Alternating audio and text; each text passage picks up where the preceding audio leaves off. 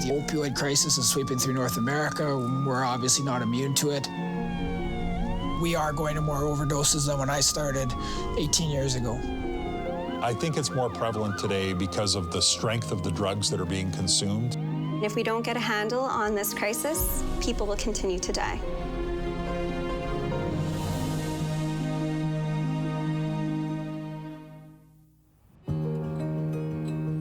And how long have you been using that prescription for? For about a year.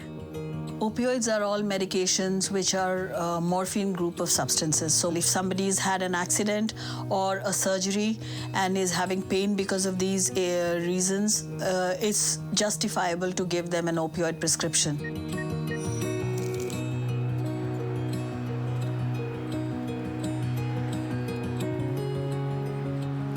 I fell and hurt my back, and I've been getting my doctor to prescribe it. However, what is very important is short-duration opioids. It is a medication that makes you very dependent. Also, the brain gets, I would use the word, hooked onto it. What brings you in today? Well, I'm having some addiction issues. The root causes of addictions in Saskatchewan are both the use and abuse of prescription medications. Once somebody's dependent and hooked on to a drug, there's going to be a different way their brain mechanisms work. Addiction is a disease. It is a chronic disease.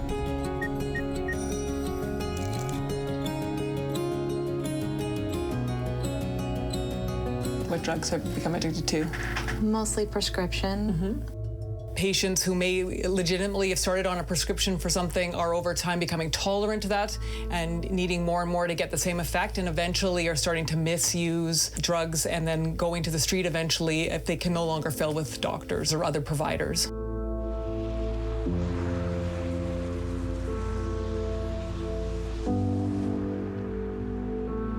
These medications are being available on the streets and are being bought and sold on the streets and are being introduced to people on the streets. It really brings about a couple of strong concerns. Number one is how easily accessible these drugs are.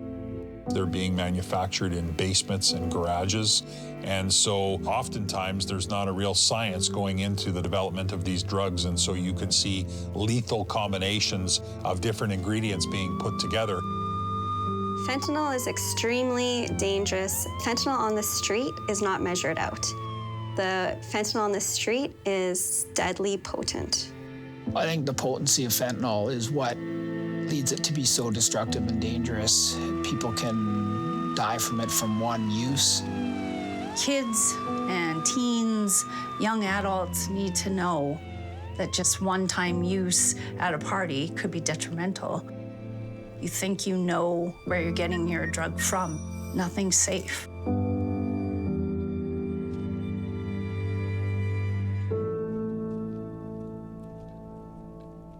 I'm here today to talk to you about your take-home naloxone kit. Okay.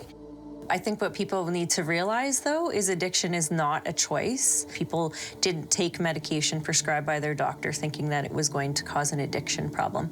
You're going to find... But it sneaks upon you because it's very insidious. We, doctors, are responsible for part of this crisis. We have overprescribed these medications, and we have been really lax in following up with patients that we've prescribed these medications for.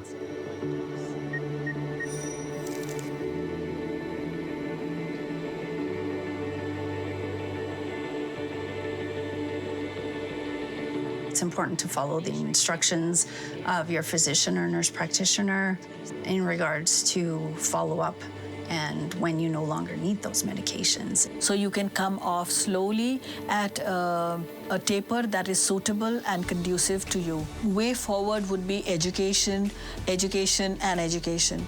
And then if addiction happens, then early intervention. So let's talk about options for treatment. Addiction is something that can be treated. It's something that patients can beat. It's something that patients can overcome, and they can go through their lives successful. Opioid substitution therapy actually gets patients their lives back. When they're ready, they're looking for the help, and we should be there at that moment when they need it and not say, come back next week, not say, come back next month. We absolutely cannot arrest our way out of this problem. The addiction problem in our community is something that is much deeper than that. I would say to people that are struggling with addiction to make sure you reach out for help. You need to know absolutely categorically, number one, you're not alone. Number two, there is help. The ultimate cost of this addiction crisis is the death of our loved ones. If we don't get a handle on this crisis, we will continue to lose the people that matter in our life.